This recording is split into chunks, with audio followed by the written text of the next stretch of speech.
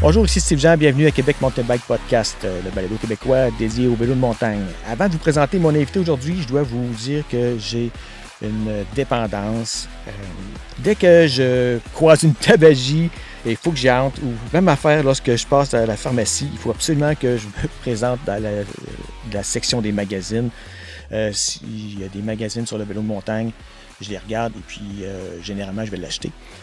Malheureusement, il y en a de moins en moins aujourd'hui. Le format papier cède de plus en plus sa place là, au format électronique à l'ère des médias électroniques. C'est là qu'on est rendu. Mais heureusement, il en reste encore si on sait chercher. Puis ce qui m'amène à vous présenter aujourd'hui Marie-Christine Daigneault, qui est éditrice du magazine Racine, le seul magazine québécois qui est vraiment axé sur le vélo de montagne. Bonjour, Marie. Bonjour.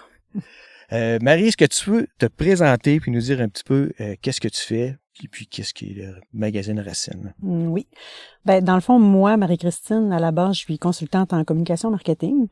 J'ai travaillé longtemps comme journaliste et j'ai travaillé longtemps aussi comme conseillère en stratégie de contenu. Donc, la création de contenu, je m'y connais.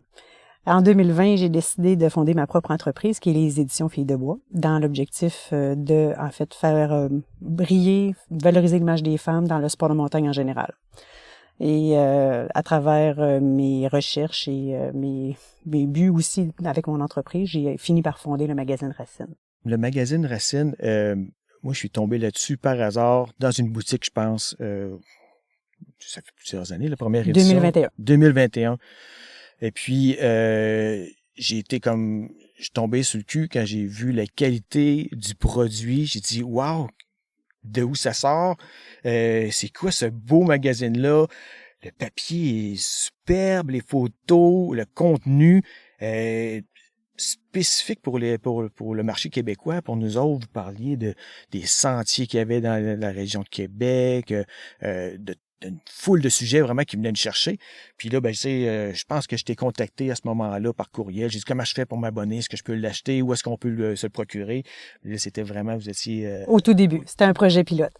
Dans le fond, la première année, en 2021, ce qu'on a fait, c'est qu'on a, en fait, à la base, on a eu l'idée folle, doit-on dire, en 2021, en 2020, à l'époque, de faire un magazine papier. Puis on a dit, est-ce que il y a encore l'intérêt pour ça? On va tester le terrain. Alors, on a fait une première version, qui est le magazine numéro 1 que tu as vu à ta boutique. Et on est parti avec cette idée-là de dire, on va faire un magazine, on va créer le magazine comme si on faisait un livre. On veut que ça soit quelque chose qui va rester dans le temps, donc il doit être beau. Alors, la question de la beauté était très important pour nous. On voulait valoriser les photos, mettre ça très, très esthétique. Et le choix de papier est venu de lui-même parce qu'on est des gens de nature, on est des gens de sport, donc le 100% recyclé, recyclable, c'était super important pour nous. C'est ce qui donne ce feeling-là du papier très cru. Ça donne une image aussi un petit peu plus délavée. Moi, je trouvais que ça fitait bien, en fait, avec notre objectif du produit. Alors, on est parti avec ça. On a créé une première édition et on l'a distribuée gratuitement à la grandeur du Québec. Wow. Dans différentes boutiques et endroits où est-ce que les sportifs pouvaient se tenir. Mm-hmm. Et c'était dans l'idée vraiment de savoir est-ce qu'il y a de l'intérêt pour du magazine papier. À la suite de cette distribution massive-là, on a fait un sondage et la réponse a été un grand oui. Parce qu'on a eu quand même beaucoup d'enthousiastes comme toi qui ont manifesté leur intérêt pour le papier. Mais quand tu dis « on » là, t'étais pas toute seule? Non, je ne suis pas seule. Un groupe d'amis, c'est quoi? Comment ça s'est passé? Raconte-nous donc l'histoire. Comment ça a starté, cette idée-là? Là? Mon Dieu, là, le départ, je m'en souviens pas vraiment. En fait, les éditions Filles de Bois, Filles de Bois en général, ça part de moi dans les années 2017 autour d'eux. Moi, j'ai toujours été une fille qui a fait beaucoup de sport dans ma vie. J'ai fait beaucoup de sport qui était particulièrement masculin. J'étais quelqu'un d'être très actif, puis j'aime beaucoup la montagne. Mm-hmm. Et je me retrouvais toujours dans des groupes de gars. Je trouvais malheureusement que je trouvais pas beaucoup de filles. J'avais de la difficulté à trouver des amis de filles pour aller sortir, faire mes activités. Puis, avec le temps, à un moment donné, je me suis dit, mon Dieu, il me semble qu'il doit y en avoir d'autres filles dans le sport de montagne, puis pourquoi je les vois pas, sont où, etc. Alors, j'ai créé un compte Instagram. OK. Qui s'appelait Les Filles de Bois, dans l'objectif de trouver des filles de bois. Uh-huh. Et ça a parti comme ça au départ. Puis avec le temps, là, je me suis dit, qu'est-ce que je vais faire avec ça? Je sais pas trop, c'est pas clair. J'ai comme publié des photos, j'écrivais des blogs, je faisais toutes sortes de trucs. J'essayais toutes sortes de choses. Puis j'ai cogité ça jusqu'en 2020. Puis en 2020, j'ai vraiment décidé de fonder une maison d'édition dont l'objectif était de valoriser les femmes dans le sport de montagne avec vraiment des activités concrètes. Puis c'est de là qu'est né, en fait, le projet de magazine. Une de mes très bonnes amies, Mélissa Proulx, qui est graphiste, elle aussi avait la volonté, finalement, d'aller vers un magazine papier. En fait, c'était plus autour d'une bière, après une ride, où est-ce qu'on délire un peu sur nos objectifs de vie, et puis ça finit que on le fait, go! Et on se lance. C'est né comme ça. Et c'est beaucoup de travail, là. On voit, lorsqu'on regarde le magazine, que c'est des heures, des semaines, des mois de travail, c'est certain. Là. Vous êtes combien dans l'équipe à collaborer sur ce projet-là? Ben, en fait, Mélissa, elle, c'est vraiment la gardienne de l'image de marque. En fait, tout le look du magazine, c'est elle. Ça vient d'elle. Pour ce qui est des premières éditions, le magazine était 100% fait de façon bénévole par des gens de la communauté. Fait que nous, on a fait comme un appel à tous. Quand on a lancé le site web au départ, on a fait un appel à tous. Y a-t-il des gens qui sont intéressés à participer, à créer du contenu, que ce soit visuel, texte, peu importe. Et puis, même juste des riders pour dire, parle-nous de ton coin de pays, parle-nous de tes sentiers préférés, etc. Fait que c'est né comme ça. On a commencé vraiment dans l'objectif de rassembler des gens intéressés à produire du contenu de façon bénévole. Donc, le premier numéro, celui que tu as vu en 2021, a été 100% fait de façon bénévole par des collaborateurs. Au total, je dirais qu'on a à peu près une vingtaine de collaborateurs très réguliers partout au Québec, dans toutes les régions. Toutes les régions sont couvertes. Puis c'est des gens qui donnent de leur temps pour le projet, parce que même moi, de façon bénévole, en fait, pas mal tout, toute la production des 2 premières années a été faite de façon bénévole à 100%. Oh, ben bravo.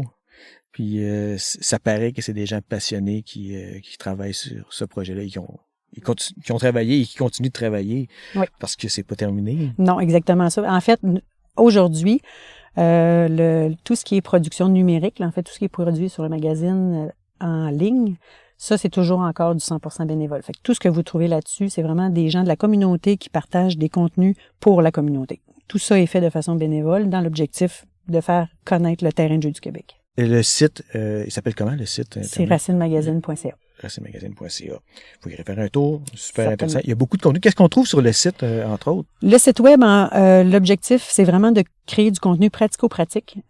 D'utiliser, tu sais, quand les gens cherchent de l'information, vraiment, je cherche de l'information, je trouve la réponse sur le site. C'est un peu ça notre façon de réfléchir à nos contenus. Que ce soit des conseils de pros sur le positionnement, la santé, le bikepacking, la mécanique, trouver de l'information sur des sentiers aussi, des destinations, à quoi je m'attends, je vais visiter tel coin de pays, peu importe. Fait que c'est vraiment c'est toujours relativement court. Et développé, chose très importante à dire, tout est développé et validé par des professionnels et des experts de l'industrie. Donc, tous nos collaborateurs sont des gens qui sont pas nécessairement, eux, dans leur travail, des professionnels, mais qui vont toujours se référer à des professionnels. Tous nos contenus sont validés par des professionnels afin de vraiment donner la bonne information. Fait que j'imagine que l'appel est encore lancé s'il y a des gens intéressés et pertinents, qui auraient des choses à communiquer. Ils pourraient entrer en contact avec vous, là, puis comme collaborateur. Là. Tout à fait. Dans le fond, le but de la plateforme racinemagazine.ca, c'est vraiment de créer un hub, je dirais, où est-ce que les gens peuvent trouver facilement de l'information qui est pertinente et crédible et qui est vérifiée, puis qui est aussi objective. C'est le but, c'est pas de vendre un produit, le but c'est d'informer les gens. Nous, notre mantra là, c'est informer, outiller, inspirer. Fait que c'est tout notre contenu est basé là-dessus. Puis tous les créateurs de contenu québécois qui veulent mettre en valeur soit leur chaîne YouTube, soit leur podcast, peu importe et tout. D'écrire, de mettre de la photo, du vidéo, peu importe, ils sont les bienvenus à participer puis à faire profiter en fait nos lecteurs de leur création. Wow, c'est un beau projet puis je trouve que c'est vraiment rassembleuse. C'est une idée rassembleuse. À la base, on se disait qu'on voulait faire un peu un pink bag du Québec, où est-ce qu'on retrouve toute l'information en français validée par des gens du Québec, en fait par des professionnels du Québec. Puis de rendre l'information facile à trouver. Puis quand tu sais, on avait quand même le vœu pieux de dire quand les gens trouvent l'information sur Racine, ils savent que c'est de la bonne information, que ça a été recherché et validé. Absolument. Puis, pour revenir au magazine, là, c'est un petit peu à contre-courant de lancer un magazine papier là, aujourd'hui, là, dans les années 2020. Là. Il a fallu quand même que vous ayez du courage pour faire ça, là, disons-le comme ça. Un peu de folie. Hein? Oui, mais en fait, moi, j'ai travaillé toute ma vie dans le monde du journalisme, puis dans le monde du média. J'ai fait du magazine presque toute ma vie. Puis j'ai réalisé que oui, les grands médias de masse sont morts, mais les médias de niche sont légion. Mm-hmm. Il existe énormément de nouveaux petits médias spécialisés, ultra spécialisés. Alors je me suis dit, je pense qu'il y a de la place pour vraiment un média ultra spécialisé parce qu'il existe de façon plus large Vélomag, qui est un excellent magazine cycliste, où est-ce qu'on parle de toutes les disciplines. Puis tu es collaboratrice, je pense, sur Vélomag. Oui, tout à fait. Je suis collaboratrice Vélo-Montagne. Oui. Et j'adore ça. Je trouve ça super intéressant. Puis je trouve que c'est très complémentaire, en fait, ce qu'on fait. Oui. Puis dans la vie, je pense que tu l'auras déjà compris, là, j'aime ça collaborer. J'aime ça qu'on travaille ensemble. On s'adresse aux mêmes gens. Le marché du Québec est petit. Oui. Les adeptes du vélo-montagne ne sont pas si nombreux que ça. Alors, il faut être réaliste. Il faut voir qu'à travailler ensemble, on est plus fort. Mm-hmm. Puis on est plus cohérent aussi. Puis on travaille. L'objectif, c'est vraiment d'arriver à faire quelque chose de beau pour les adeptes de vélo-montagne du Québec. Et tout le monde est gagnant à partager l'information puis à se connaître. Là. Clairement. Tu mènes aussi un mode de vie semi-nomade. Semi-nomade, oui. Semi-nomade. Est-ce que tu peux me parler un peu de ça? Qu'est-ce qui t'a amené un jour à dire, je m'achète une vanne puis... J'ai, en fait, à la base, quand j'ai vendu ma maison, c'est arrivé en plein COVID, puis le marché immobilier était complètement fou. Puis la réalité est que c'est pas toujours évident en plus, je suis entrepreneur, donc j'ai quitté un poste stable pour aller dans une vie un peu plus instable à titre d'entrepreneur.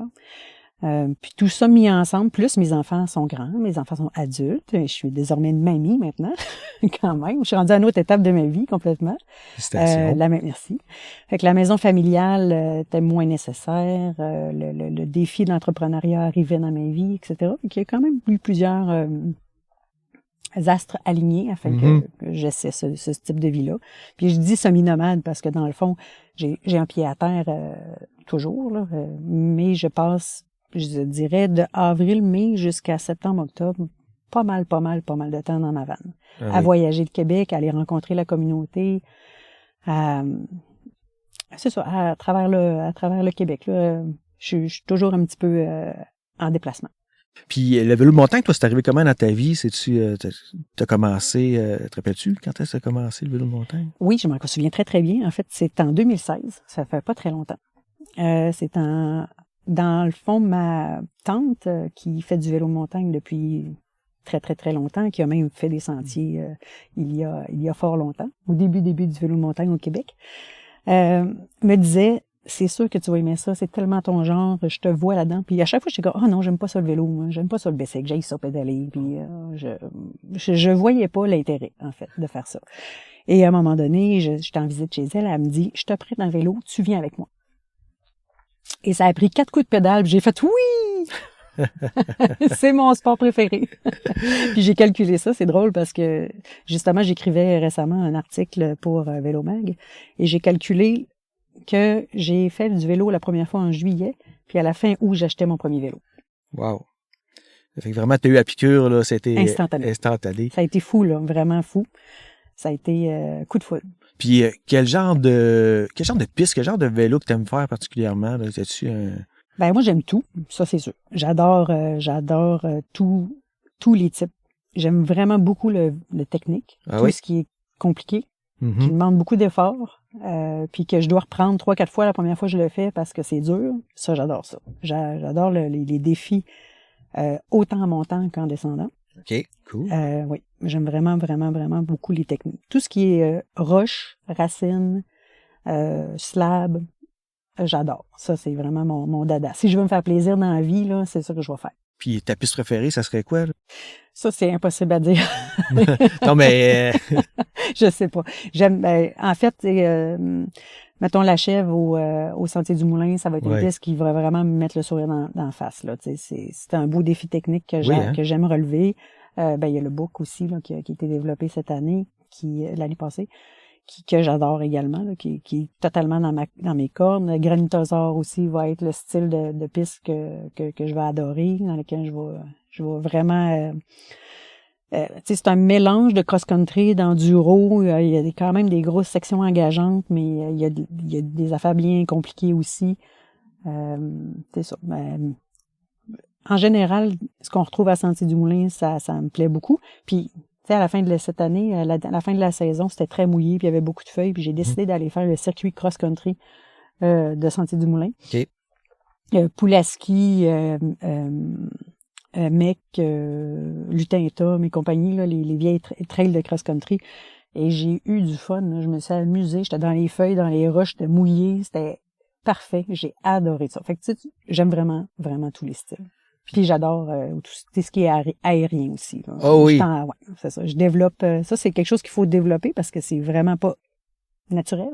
Quand tu es habitué d'avoir les 2 roues au sol, puis de faire beaucoup de pédalage, quand tu arrives à descendre dans plus les lignes de saut et tout ça, là, c'est un nouvel apprentissage. Fait que ça, c'est vraiment quelque chose que j'adore travailler et développer.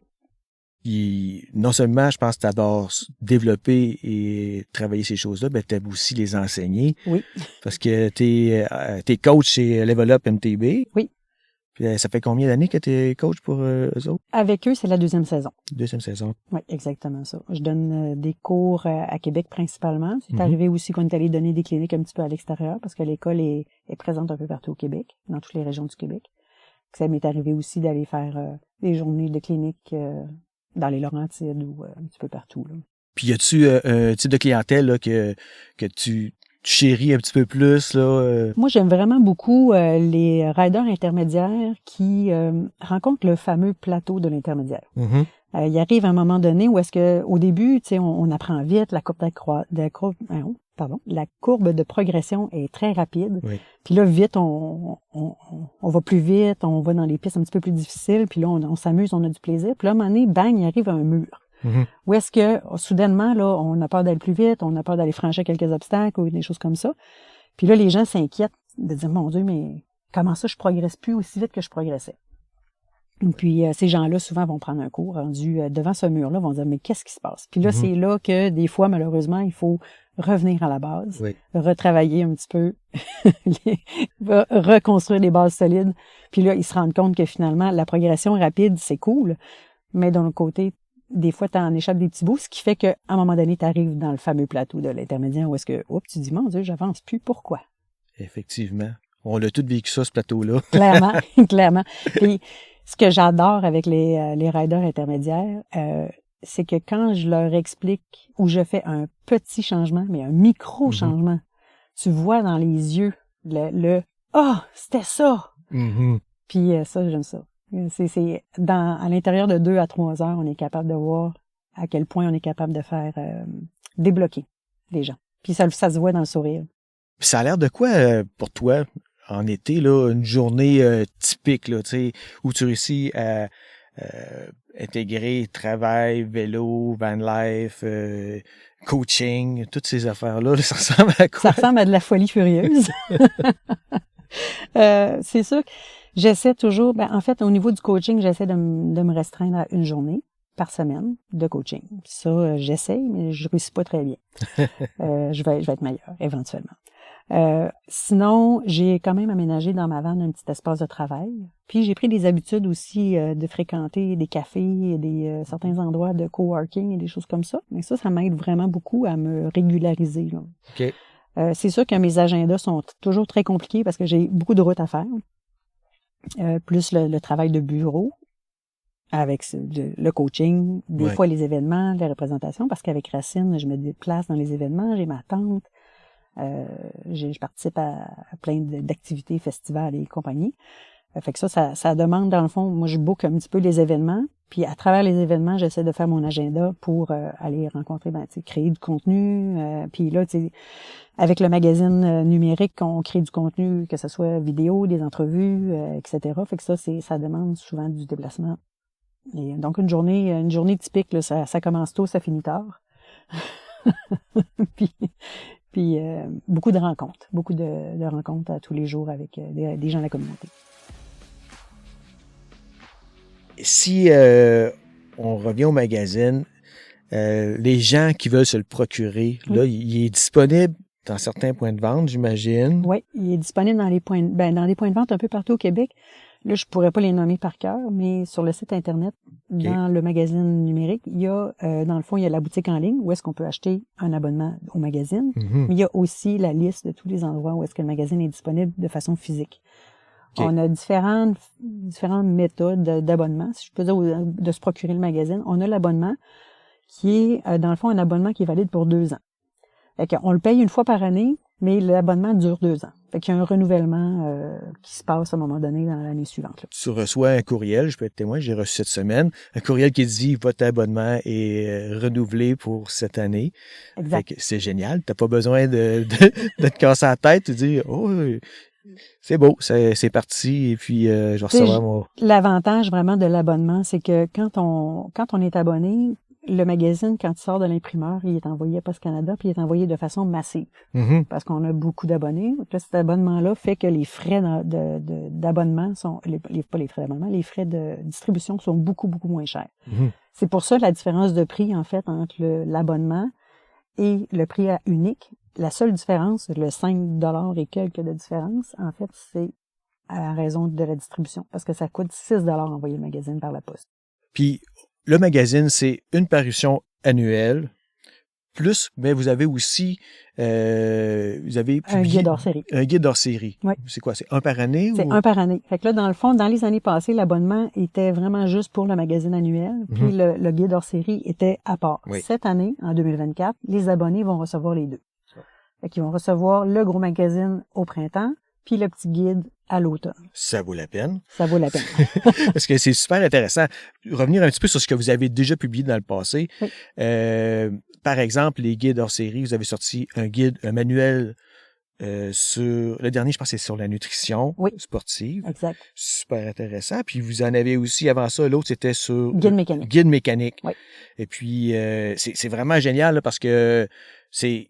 Pour quelqu'un qui commence à faire du vélo ou qui décide de commencer à s'occuper de son vélo, c'est pas toujours évident de savoir quoi faire, quel outil utiliser, puis... Le guide mécanique, ça a été un travail de fond incroyable et je tiens vraiment à remercier Jerry de Technocycle à Montréal qui a été hyper patient parce que moi-même, n'étant vraiment pas une pro de la mécanique, il a fallu que j'assimile toute cette information-là pour la vulgariser, pour la rendre vraiment accessible pour le commun des mortels, parce que c'est sûr qu'un mécanicien d'expérience, il va faire des raccourcis quand tu vas expliquer quelque chose. Moi, il faut que je dise, je comprends pas, là. Pourquoi, là? Décris-moi ça. Puis il fallait vraiment y aller à la base, tu sais, comment dresser son premier coffre à outils. Quels outils acheter, c'est quoi les indispensables de ceux que tu pourrais attendre à plus tard. Oui. C'est quoi les premiers gestes que tu peux faire sans que ton bicycle explose. On a toujours peur, hein, les premières fois qu'on touche à quelque chose, on a peur de briser. Tout ce qui est dans le guide de mécanique 101, c'est vraiment accessible à tout le monde. Ouais, c'est ça, puis c'est quand même une bonne habitude à prendre, plutôt que de toujours payer pour aller au bike shop pour faire réparer ou entretenir son vélo. Oui, puis c'est la base, là. On est dans la base, là. On est vraiment dans le qu'est-ce qu'on fait après une ride, comment on lave son bicycle, comment on huile sa chaîne comme il faut, comment on dégraisse comme il faut sa chaîne, comment on s'occupe de ses pneus, ses roues, comment on ajuste notre cockpit. C'est vraiment du très basique. Quand ça fait cric-crac, parce que tu as du sable un peu partout, ben comment tu fais pour démancher ta colonne de direction ou c'est rien de compliqué le pédalier. C'est pas des gros outils, c'est pas cher, puis c'est accessible, sans risque. Ben, ce qui coûte cher, c'est nos vélos. Fait que c'est important, c'est important de faire attention puis de les entretenir. Puis c'est ça, tu sais, des fois, un petit peu de maintenance pendant l'été, ça évite là des fois des bris. Puis faut les garder. Puis des frais importants là, quand vous allez arriver au bike shop. Là, mon vélo, il va plus bien là. Ouais. Puis si je peux témoigner pour moi-même, tu sais, j'ai commencé moi à taponner un peu plus sur mon vélo à force de travailler là-dessus. J'ai fini par essayer de voir, mais moi aussi je vais l'essayer. Puis je me rends compte que j'aime ça maintenant. C'est une activité que je trouve zen. Je trouve ça le fun de le faire. Puis je fais pas des affaires compliquées. Les affaires compliquées, je les envoie à l'atelier, là, c'est sûr. Mais moi, de commencer à faire juste de la petite base, puis j'en tire une fierté. Puis 2, je trouve ça vraiment zen comme activité, très très complémentaire à faire du vélo. Ah, moi, j'adore ça. C'est fun à faire des amis aussi avec une petite bière. Là. Clairement. C'est Clairement. Puis de la base, tu sais, là, nettoyer, puis après ça, tu sais, on démarche des trucs, on graisse, puis on huile. Puis... Exact. Ouais. Puis le guide nutrition, lui, a été développé à 100% par Danielle Dubois, qui est une nutritionniste qui est propriétaire de Zénith, qui est une entreprise québécoise là, qui fabrique des petites collations énergétiques pour les sportifs. Et elle a développé vraiment un contenu hyper intéressant qui est, encore une fois, 101, si je peux le dire. C'est rien de très compliqué, mais que ça s'adresse vraiment à tous ceux qui se préoccupent d'avoir une bonne énergie pour pédaler. Puis être bien manger, bien boire avant, pendant et après l'activité. C'est super intéressant. Fait que tous ces produits-là que vous avez déjà dit dans le passé, est-ce qu'on peut se les procurer encore? Oui. Les éditions passées, ces manuels-là? Oui. Dans le fond, le numéro 1 n'existe plus en papier. Le volume 1 n'existe plus du tout. Il est disponible seulement en version numérique. Okay. Le volume 2, il en reste à peu près une centaine. Après ça, c'est juste du numérique. Quand on va voir écouler ce qui nous reste du volume 2. Puis le volume 3, lui, est encore disponible papier et numérique. Puis volume 4 s'en vient. Pour ce qui est dans le fond, des guides hors série, ça, on les réimprime au fur et à mesure selon la demande. Fait qu'on en fait à coup de 1000. Fait que quand on a terminé le premier 1000, on en fait réimprimer un autre 1000. Donc, on essaie d'avoir ça. Puis quand on le fait réimprimer, on fait une petite mise à jour. S'il y avait des changements, des modifications, quoi que ce soit, on le met à jour et qui est toujours pertinent.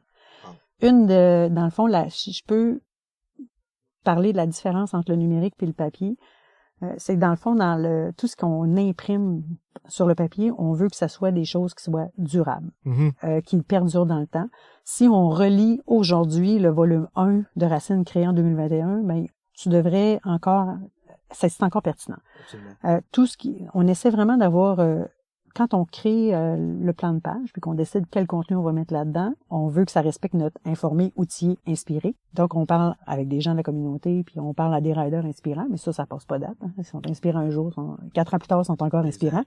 Puis, tous les contenus qu'on choisit, que ce soit en mécanique ou en santé ou des choses comme ça, ben c'est des contenus qui perdurent à travers le temps. Il n'y a rien d'éphémère là-dedans. Exact. C'est, moi, je les ai toutes, donc les publications, puis on dit que c'est un magazine, mais c'est quasiment un livre. Là. Moi, je les considère vraiment comme un objet de collection. Là. J'étais un tripeux de mountain bike, ça fait que pour moi, je les conserve, je les feuillette, puis moi, de toute façon, un magazine comme le vôtre, là, je le lis dans un ordre, je le lis pas nécessairement de A à Z d'un bout à l'autre. Des fois, je vais lire ce qui m'intéresse le plus en premier, après ça, je reviens, puis je retourne comme dans le passé. Et là, j'ai ressorti justement des vieux magazines où là, on racontait l'histoire du vélo de montagne avec Patrice Drouin, puis d'autres collaborateurs, d'autres gens, puis c'est super intéressant, là, tu sais.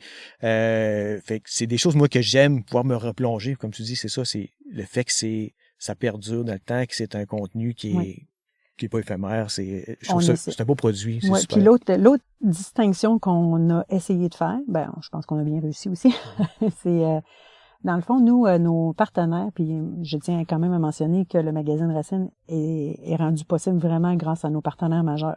À chaque année, on a 3 partenaires majeurs qui contribuent à la réalisation du magazine, et sans eux, ça serait 100% impossible de produire un magazine imprimé comme on fait, de la qualité qu'on fait. Puis ces partenaires-là, dans le fond, ils acceptent de participer à la création du contenu du magazine.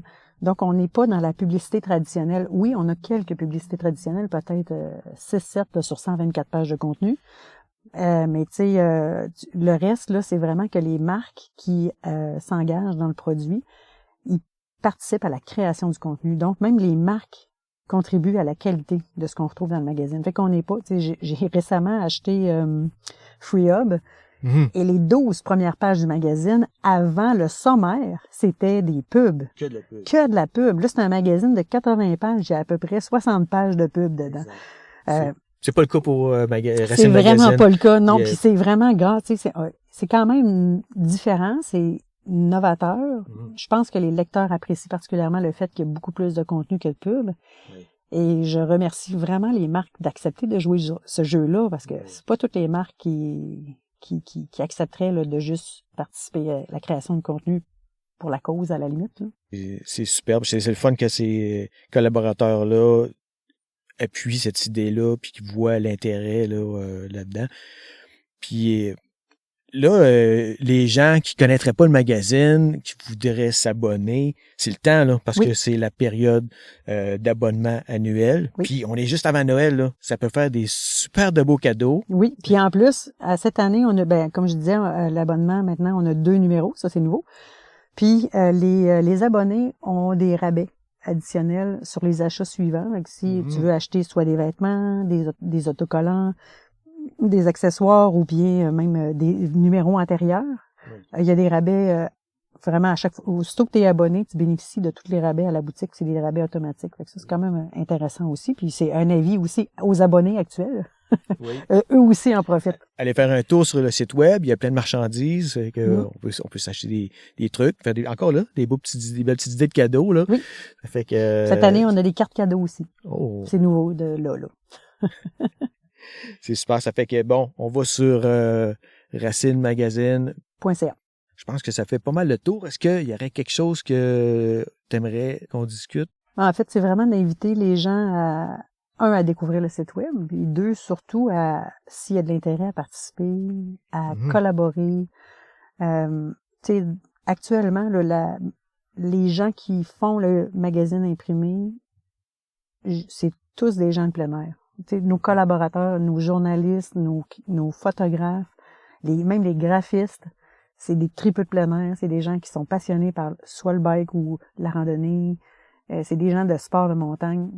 On a vraiment réuni des gens autour de notre projet qui sont passionnés, puis des gens qui veulent partager leurs expériences, leur voyage, inspirer les gens par leur réalité, quoi que ce soit. On en veut de ça. C'est vraiment une plateforme ouverte pour les gens de la communauté de bike. Et n'hésitez pas à communiquer avec Marie sur Racine Magazine. Yes. Génial. Ben, merci Marie, ça a été super agréable. Je suis bien content qu'on ait eu cette rencontre-là aujourd'hui. Très cool, merci beaucoup. Fait que, merci tout le monde d'avoir écouté. Si vous avez apprécié l'épisode, s'il vous plaît, cliquez sur le petit bouton j'aime et puis abonnez-vous afin de pouvoir être avisé des parutions des prochains épisodes. Fait que, merci tout le monde, à la prochaine. Ciao.